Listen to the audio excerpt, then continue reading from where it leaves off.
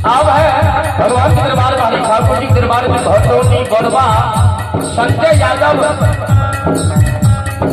प्रियांशु कुमार परिवार से 51 रुपया प्रदान करते हैं। बाबा धनराज जी के माता पिता के बल के मनुष्य को पूरा करें। भोले भंडारी धन में वृद्धि दे भंडार को भर।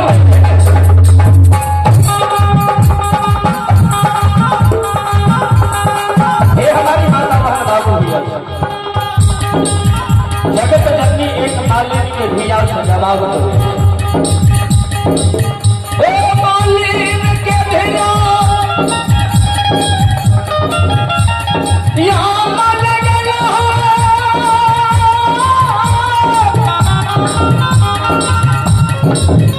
Oh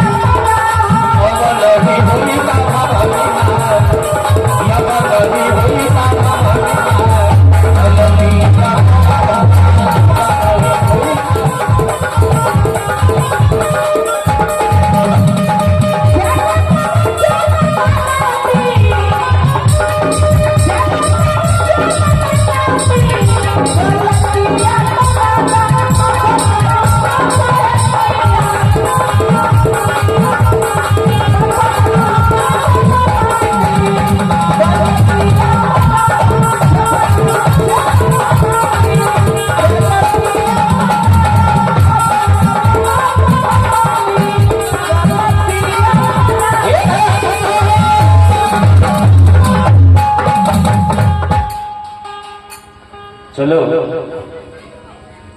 अब हम सबके सेवा में भक्ति पर संतोष ले चले छिए।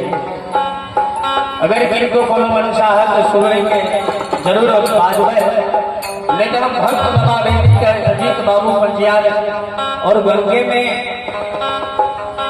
बेनी बाबा के ऊपर बाबूजी पिछला बात को देखने के लिए गोसाई बाबा जा रहे हैं।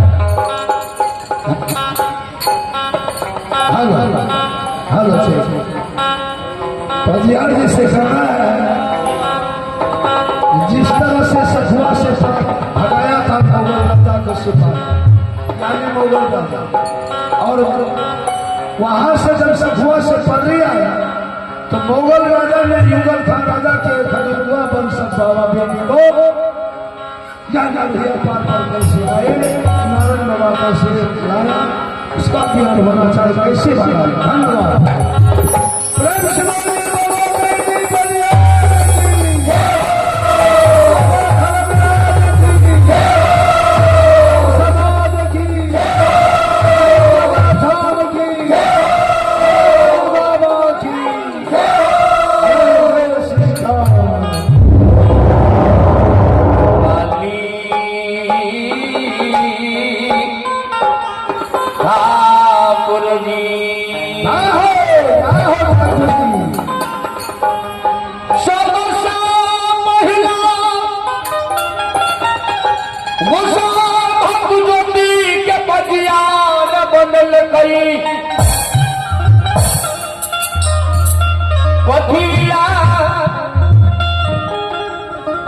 भगती के जोत जगावैले दुनिया में।